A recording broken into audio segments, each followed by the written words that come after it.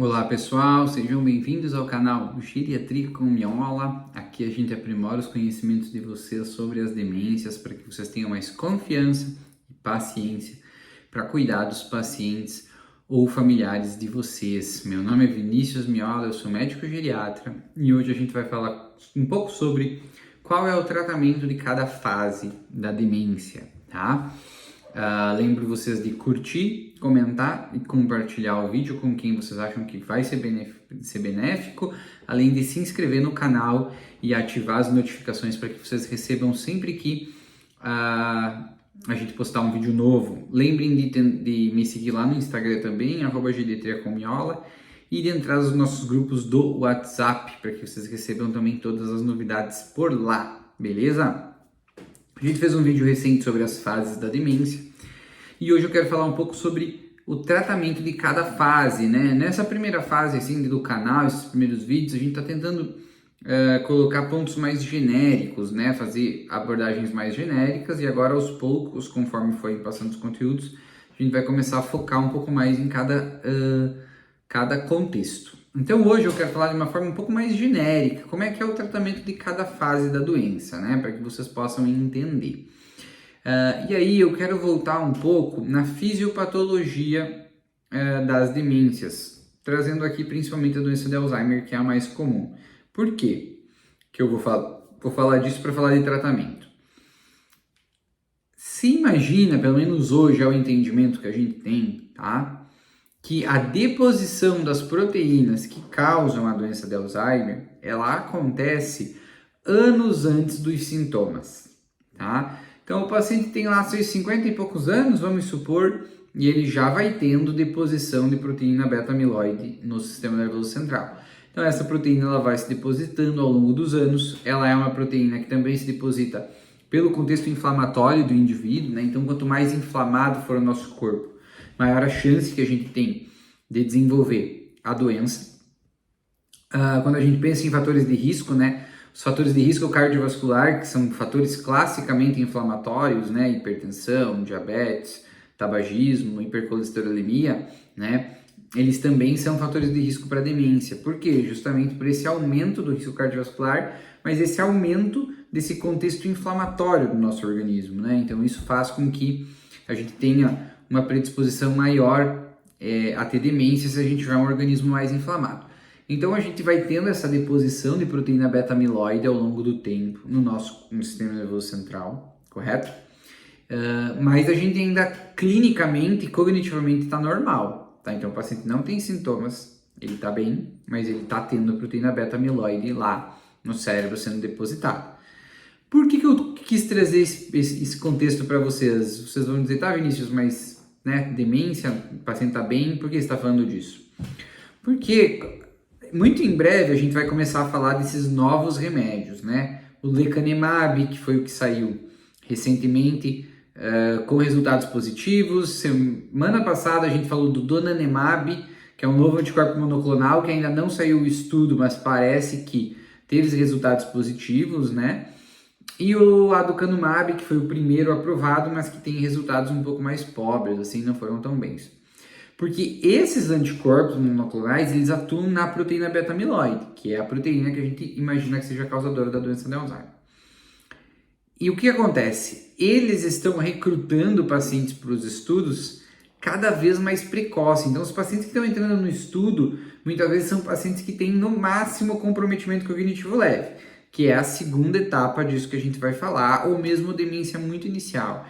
E o que a gente entende é que às vezes, mesmo a gente entrando com essas medicações, quando o paciente tem sintoma, mas pouco sintoma, a proteína ela já foi instalada lá atrás, mesmo quando o paciente não tinha sintoma. Então essa é uma das grandes dificuldades que a gente tem de tratar a doença de Alzheimer. Porque quando os sintomas começam, o paciente já vinha tendo deposição de proteína há muito tempo, certo? Então eu trouxe esse contexto para poder explicar para vocês uma das grandes dificuldades que a gente tem hoje em tratar a doença. É muito difícil, quando a gente chega com um remédio, a doença já está instalada e aí a gente não consegue evitar a progressão. Então talvez, tá, aqui é uma coisa, estou especulando, mas é uma coisa que se conversa, a gente teria que usar o remédio antes mesmo de ter sintoma, Mas e aí, como é que a gente vai saber quem vai desenvolver a doença ou não? Atualmente não tem como saber. Então, essa é uma das grandes dificuldades que a gente tem hoje de achar tratamentos, porque quando a gente começa o tratamento, a deposição de proteína já aconteceu há muito tempo, e aí a gente já está chegando tarde, entenderam? Então, por isso que às vezes tem pessoas que são um pouco mais adeptas de teoria da conspiração, né? E não é meu caso, de dizer, não se acha tratamento porque a indústria não quer. Não, imagina, a indústria quer ir muito achar tratamento para doença de Alzheimer. Eles estão gastando bilhões de dólares para tentar achar tratamento. Mas é justamente isso que denota essa dificuldade. A deposição da proteína causadora acontece antes dos sintomas, né? E quando a gente chega lá, os sintomas já estão instalados, beleza? Mas isso é para vocês entenderem isso. Então eu já venho tendo deposição de proteína beta-amiloide, mas o paciente ainda não tem sintoma, até o momento em que ele começa a ter sintoma. Então ele começa a ter sintomas de declínio cognitivo, tá? Quando ele tem os sintomas de declínio cognitivo, mas esses sintomas não interferem nas atividades instrumentais de vida diária dele, então ele ainda consegue viver normalmente com os sintomas, eu chamo isso de comprometimento cognitivo leve, né? O declínio cognitivo leve. Então eu tenho um declínio cognitivo, mas que não interfere nas atividades instrumentais de vida diária. Nessa fase, eu ainda não tenho tratamento, correto? Eu devo pesquisar causas reversíveis, então depressão, deficiência de B12, hipotireoidismo, infecções virais que podem simular algo assim, sífilis, todas essas causas que eu poderia tratar, hidrocefalia de pressão normal. Eu tenho que buscar essas causas reversíveis, mas eu não tenho tratamento específico para comprometimento cognitivo leve. É importante que nessa fase eu estimule o paciente a atividades cognitivas, né? Então que ele exercite a cabeça, que ele se desafie, né? Que ele faça coisas nesse sentido. Então isso é importante, mas eu não tenho tratamento para comprometimento cognitivo leve, tá? Isso é muito importante que fique bem claro. Por quê? Acontece com muita frequência de alguns pacientes irem no médico, ele não tem uma demência, ele ainda tem comprometimento cognitivo leve, e o médico iniciar tratamento para demência, o que está errado, tá? E por que isso acontece às vezes? Porque acho que acredito que os profissionais devem ter aquela sensação de querer fazer alguma coisa, né? Não dá para dizer, você tem uma perda de memória, mas eu não vou tratar. Então acaba tendo essa gana de ter que tratar por causa, em vez de explicar para o paciente o que está acontecendo, o que é, que pode evoluir para uma demência, mas pode não evoluir, né? A taxa de evolução ela é alta, né? Em torno aí de 10% a cada ano, mas muitos pacientes não vão evoluir, né? Então vai ter pacientes que não vão piorar. Então é importante eu explicar direitinho para o meu paciente isso, porque não tem tratamento, não é para tratar nessa fase de comprometimento cognitivo leve. Muitos estudos estão sim incluindo os pacientes já nessa fase de comprometimento cognitivo leve. Então, o que acontece nesses estudos? Eles têm o paciente com comprometimento cognitivo leve e eles fazem exames que comprovam que esse paciente tem proteína beta-amiloide no cérebro. Por quê? Numa quantidade alta. Porque esses pacientes que têm comprometimento cognitivo leve e têm uma quantidade alta de deposição de proteína beta-amiloide no cérebro, esses sim a gente sabe que a maioria deles vai evoluir para demência. Por isso que os estudos já estão pegando os pacientes nessa fase. Mas essas medicações novas, elas não são disponíveis, elas não estão ainda né, na nossa prática, a gente não consegue utilizar.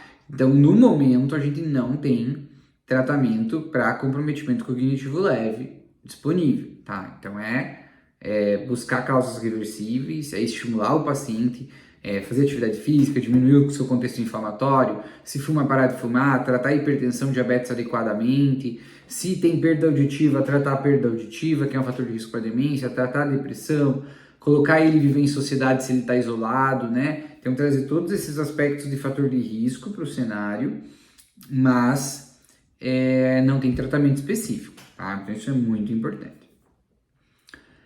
Beleza, e aí o meu paciente ele tem um comprometimento cognitivo leve, mas que começa a interferir nas atividades instrumentais de vida diária dele, começa a atrapalhar ele, e aí eu fecho um diagnóstico de demência, né, que a gente falou de novo. Volta lá no primeiro vídeo do canal para saber como que eu sei que o paciente tem demência. Isso é muito importante. Se você não tiver esse conceito, todos os vídeos que a gente for falando aqui, você vai se perder um pouco. Esse conceito é muito importante. Então volta lá no primeiro vídeo do canal, assiste o que é demência, para você entender direitinho como que eu sei que o paciente está em demência, tá? Isso é muito importante. Então eu fechei o diagnóstico de demência, né? E aí eu vou pensar e vou iniciar o tratamento para demência na fase leve, que é a fase inicial, tá? Na fase inicial das demências, geralmente o meu tratamento inicial são os anticolinesteráticos, né? Então, a galantamina, a rivastigmina e a donepezila. Os anticolinesteráticos eu posso usar tanto na doença de Alzheimer, quanto na demência vascular, quanto na demência por corpus de Levy, ou mesmo na demência associada à doença de Parkinson, mas eu não posso utilizar na demência frontotemporal. Eles não estão liberados para esse tipo de demência, que a DFT, infelizmente, não tem nenhum tratamento medicamentoso específico para ela, né? Eu acabo utilizando outras medicações como sintomáticas, mas não específicas para demência frontotemporal. Então, fiz o diagnóstico de demência, estou na fase leve, então eu posso utilizar uma dessas 3 medicações para iniciar o tratamento. O que elas vão fazer? Elas vão aumentar a acetilcolina no sistema nervoso central. Então, o que eu espero é que o paciente tenha uma leve melhora na memória, um pouco de melhora na facilidade em executar suas tarefas de vida diária, né? Um pouquinho de memória, de melhora nos sintomas comportamentais, caso ele já esteja tendo, né? Então é isso que eu espero que vá acontecer com os anticolinesteráticos, e eles são atualmente, né, o tratamento único disponível para essas demências: Alzheimer, vascular, Levy e demência associada à doença de Parkinson. Talvez no futuro agora a gente vai ter essas novas medicações, mas que ainda não estão disponíveis, né? E a gente vai ficar atento e vai trazer atualizações para vocês sobre isso aqui. Mas, o que eu quero que vocês entendam sobre anticolinesteráticos? E isso é um conceito muito importante para vocês entenderem terapêutica médica num geral, tá? Então prestem muita atenção nisso. Todo remédio que a gente dá para os pacientes, ele tem uma magnitude de efeito, que a gente diz, tá? Ou seja, ele diminui o risco do paciente ter alguma coisa, certo? Eu vou tentar dar um exemplo aqui mais prático, mais comum, para ver se vocês entendem. Por exemplo, pacientes que infartam. Antigamente, a gente não tinha o tratamento para infarto, né? O paciente infartava e não tinha o que fazer. De repente, a gente começou a usar AS, né? O antiagregante plaquetário, para tentar diminuir o risco de infarto. Então, eu peguei os pacientes que estavam infartando, para uns eu dei AS, para outros eu não dei AS.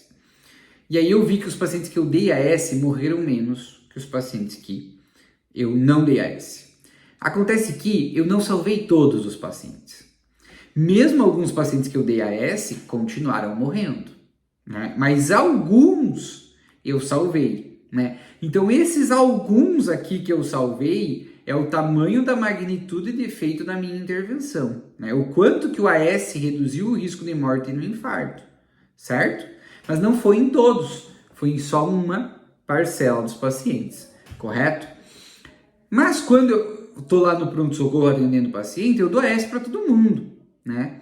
Então eu não sei se aquele paciente que eu estou dando AS, eu salvei ou não, porque alguns eu não salvo, né?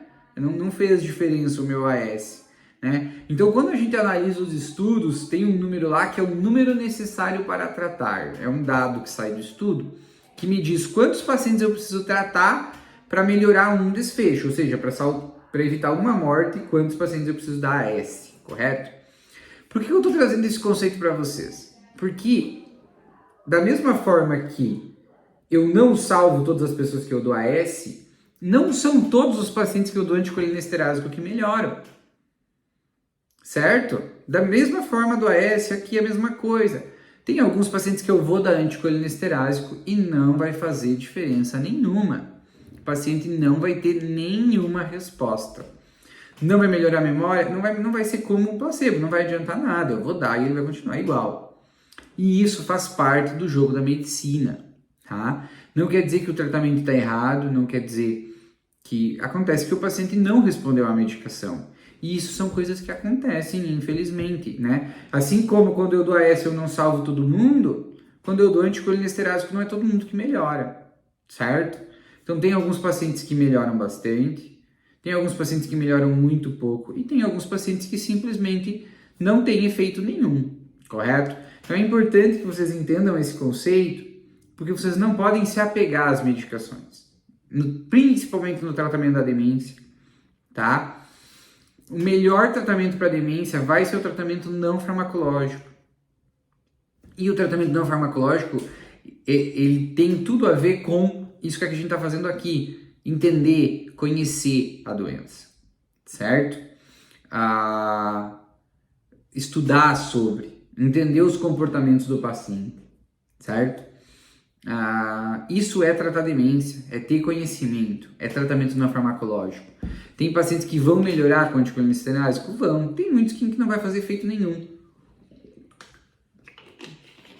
Inclusive, na prática, a gente diz que se o paciente usou 6 meses de anticolinesterásico e não respondeu nada, a gente deveria tentar tirar, porque senão só agrega efeitos colaterais e polifarmácia no futuro, certo? Então isso é muito importante. Então na fase leve a gente vai ter os anticolinesteráticos, mas a gente também vai ter o tratamento não farmacológico, isso é muito importante. Então aqui eu já preciso começar a instituir rotina, rotina é extremamente importante. Mas na fase leve os pacientes ainda toleram fazer coisas diferentes, sair de casa, às vezes viajar, né? Instaurar atividades novas, atividades diferentes, né? Começar a terapia ocupacional, então tentar entender quais atividades que ele consegue fazer melhor e quais ele faz pior. Então tudo isso nessa fase leve eu ainda consigo fazer, né? Então é importante eu ter a rotina, mas eu também consigo ainda tirar ele de casa mais facilmente, fazer uma viagem, sair caminhar, sair para ir na academia, sair para ir no Pilates, instituir atividades novas. Então essa é a hora de eu tentar adquirir uma rotina, adquirir atividades que o paciente vai conseguir se adaptar e talvez eu consiga levá-las para o futuro. Tá? Investir muito nesse tratamento não farmacológico. Atividades cognitivas, atividades físicas, né? Coisas que o paciente goste, né? Então essas coisas na fase leve são importantes porque ele ainda tem uma cognição um pouco preservada a ponto de conseguir fazer essas coisas. Então isso é muito importante. Nessa fase leve a gente faz isso, tá bom?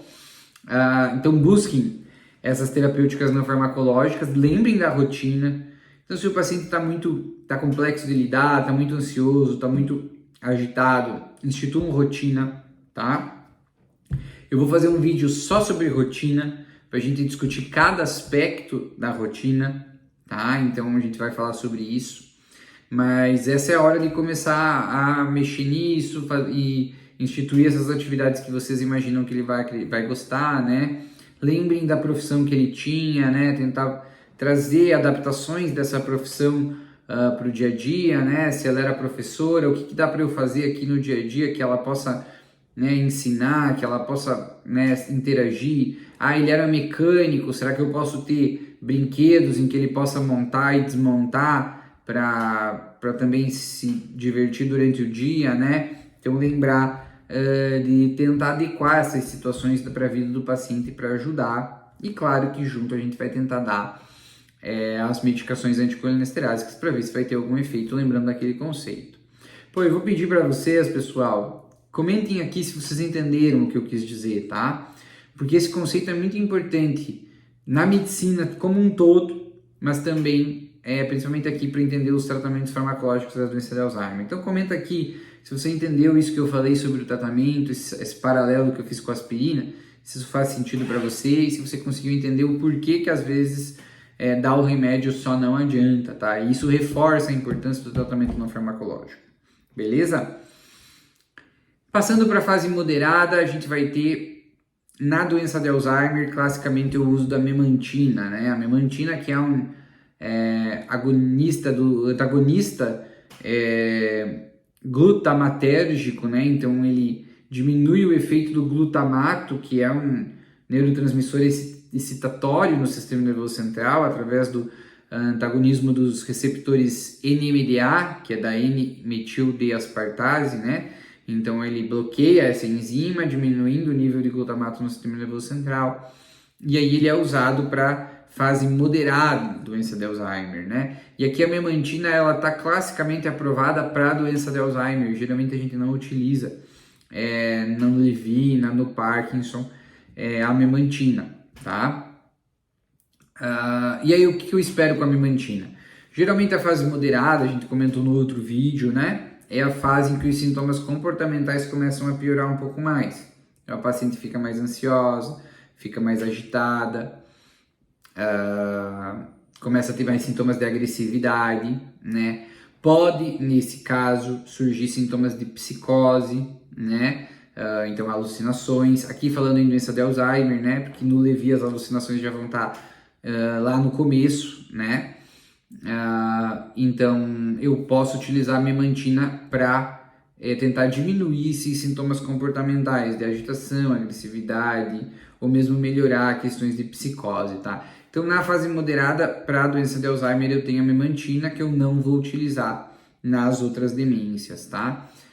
Fazendo um parênteses bem breve aqui, só para não deixar passar, no Levi eu vou ter outras medicações que eu posso usar para tratar o parkinsonismo, para tratar as alucinações, mas vou deixar para falar isso num vídeo só sobre demência por corpos de Levi, tá? Hoje, falando de demências no geral, a gente vai ter os anticolinesteráticos na fase leve e na fase moderada da doença de Alzheimer a gente tem a memantina. Mesma coisa que eu falei dos anticolinesteráticos na fase leve, eu vou falar da memantina aqui, que é o quê? Não funciona para todo mundo. Tem gente que vai tomar e não vai sentir diferença. Isso faz parte do jogo. Não quer dizer que o médico está prescrevendo errado, não quer dizer que que o paciente é diferente. Não, é a medicina, o remédio não funciona para todo mundo. Tem pacientes que vão tomar e não vai ter diferença. Então isso faz parte, tá? É assim que as coisas funcionam. E é muito importante que vocês entendam esse conceito, tá? Lembrem aqui de curtir, comentar, compartilhar o vídeo e se inscrever no canal, tá bom? Se inscreve no canal e ativa as notificações, tá? Eu estou na fase moderada, eu tenho a memantina como opção na doença de Alzheimer. Mas qual que é o mais importante aqui da fase moderada? Tratamento não farmacológico. Tratamento não farmacológico, pessoal. Então precisa entender o que está acontecendo. Precisa entender os sintomas que o paciente está tendo. Por que ele está ficando agitado? Porque ele está entrando na fase moderada. Ele está ficando mais perdido. Ele já não reconhece às vezes a própria casa. Ele já não sabe mais onde que ele está. Algumas pessoas ele já não reconhece mais. Alguns locais ele não reconhece mais. Ele olha a TV, ele não consegue mais se entreter como ele se entretinha antigamente. Então tudo fica mais difícil para ele do ponto de vista cognitivo e isso traz uma angústia, né? Traz um sintoma ruim. Né? E muitas vezes a forma de expressar esse sentimento é através da agitação, da agressividade, né? E às vezes pode vir através de outros sintomas comportamentais, pode ser apatia, pode ser depressão, né? Eu falo da agitação e da agressividade com mais ênfase porque geralmente são as que costumam incomodar um pouco mais. E aí vem também, geralmente na fase moderada, que começam a piorar os sintomas da síndrome do pôr do sol. Para quem não sabe o que é síndrome do pôr do sol ainda, né? São quando os sintomas começam a piorar do meio para o final da tarde, em que começa a diminuir a luz natural e entrar à noite e o paciente fica ainda mais perdido nesse cenário, certo? Então, nessa fase moderada, os tratamentos não farmacológicos vão ser essenciais, né? Então, lembrem aqui da boneca, sempre vale a pena tentar introduzir a boneca já, principalmente na fase moderada, né? Que o paciente daí, ele pode ser que ele confunda a boneca com um bebê e isso ajude. Na fase leve a boneca pode ser é mais difícil de introduzir porque o paciente ainda reconhece que é uma boneca, né? Então ele não se interessa tanto, então aqui a boneca pode ajudar. A gente vai fazer vídeo só sobre boneca para falar um pouco mais disso. Musicoterapia, né? Então lembrem da música, tentem estimular o paciente com música, busquem músicas que ele gostava, músicas que ele tinha contato, né, ritmos que ele gostava, cantores que ele gostava. Aqui é a hora de treinar e utilizar muito os sintomas as terapêuticas de distração, né? Então, quando o paciente está agitado, está agressivo, distrair ele, né?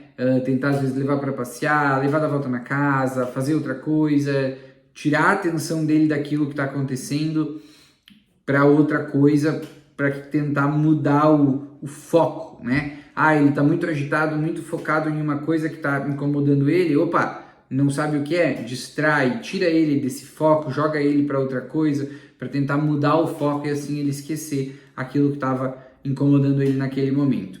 É aqui na fase moderada que mais classicamente surgem aqueles sintomas de pedir por familiares mortos, não reconhecer mais a própria casa, né?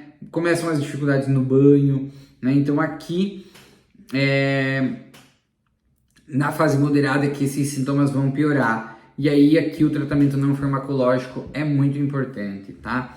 Para quem quer spoiler, hoje a gente vai falar, vai ter uma coisa mais abrangente, tá falando aqui de todos os tratamentos em todas as fases, mas a gente vai fazer vídeo aqui no canal sobre rotina, sobre boneca, sobre música, sobre terapias de distração nesses momentos, vamos falar sobre tudo isso, sobre como dar banho, sobre técnicas para dar banho, para melhorar a higiene, o que vocês podem fazer na hora da alimentação, qualquer coisa. Como é muita coisa, se a gente fizer tudo no vídeo só, dá um curso, né? Então, hoje a gente vai fazer uma coisa mais abrangente e a gente vai explicando cada uma dessas coisas ao longo do tempo, tá?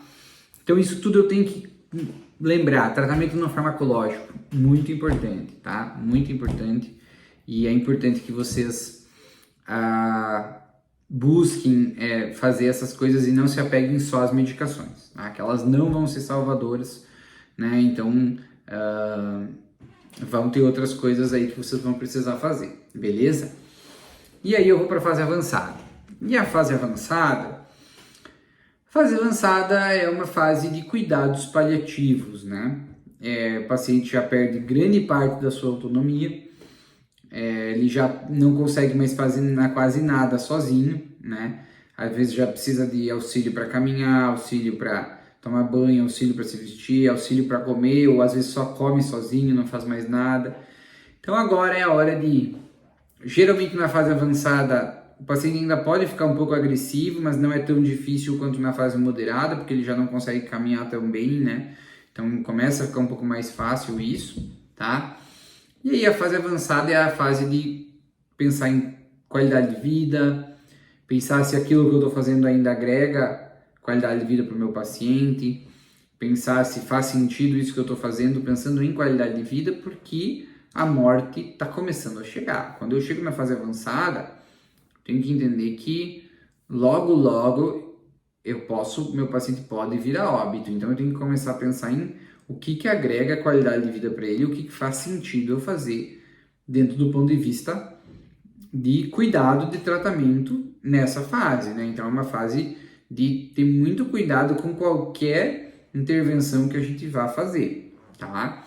E mesmo é a hora da desprescrição, começar a tentar tirar remédio, né? Deixa só o mínimo de remédio possível, que ele fique tranquilo, e se não precisar de nenhum remédio, porque o paciente vai ficando, geralmente os sintomas comportamentais na fase avançada vão diminuindo. E aqui tem um aspecto que é muito importante, que aí vale a pena a gente comentar, apesar de que eu vou fazer um vídeo só sobre isso, para trazer alguns artigos para vocês também, mas que é sobre alimentação, né? Então a gente sabe que os pacientes com demência eles vão ter disfagia, vão ter dificuldade para deglutir, isso é normal, né? Então isso vai acontecer.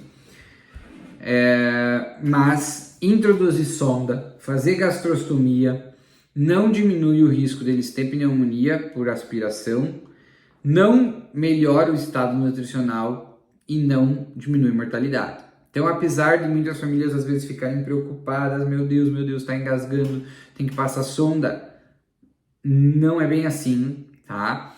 É importante que vocês estejam informados que a sonda, ela não é a melhor solução. Geralmente a sonda traz vários problemas também, o paciente fica puxando, arrancando, né? Mesmo a gastrostomia tem que cuidar, senão eles tiram fora. Então, assim, na prática, na maioria das vezes, famílias bem orientadas, que sabem o que está acontecendo, a gente vai tentar manter a comida pela via oral com uma dieta de conforto, tentando nutrir o paciente da melhor forma possível, utilizando suplementos se necessários, tá? Com a ajuda da fonoaudióloga. A fonoaudióloga já tinha que ter entrado muito antes aqui. Eu esqueci de falar dela lá antes para ela já ter entrado, mas todos, né? Acho que tem que ter um vídeo só para falar do papel da equipe multidisciplinar nas demências, né? Porque para a gente falar da importância de cada um deles, do físio, da nutri, do educador físico, da fonoaudióloga, né? Então acho que vai ter que ter um vídeo para falar só do papel da equipe multidisciplinar. Mas aqui a fono tem que estar presente, óbvio, né? Para ajudar a gente a entender essa questão da disfagia, a adaptar a consistência da dieta, né? Mas a ideia que eu quero que fique marcada aqui para vocês hoje é que, se possível, a gente vai tentar levar esse paciente até o fim da vida, sem utilizar sonda, sem utilizar gastrostomia, sem via de alimentação artificial, né? Ele vai comer, ele vai aspirar um pouquinho, ele vai aspirar, mas se ele não aspira comida, ele aspira saliva. Se ele está de sonda, ele está de gastrostomia, ele aspira saliva, ou ele tem refluxo da comida e aspira o refluxo da comida, tá? Então a gente não evita que ele tenha esses problemas passando sonda ou passando gastrostomia, tá? Então, essa é a mensagem que eu quero deixar para vocês da fase avançada, essa questão da via de alimentação artificial e essa questão do cuidado paliativo, cuidado e conforto. Beleza? Então esse foi um vídeo de tratamento mais abrangente, a gente vai falar sobre cada um desses aspectos ao longo das semanas no canal. Curtem, comentem, compartilhem aqui o vídeo, se inscrevam no canal, ativem as notificações, mandem para as pessoas que vocês acham que vão se beneficiar desse conteúdo e nos vemos no próximo vídeo. Até mais!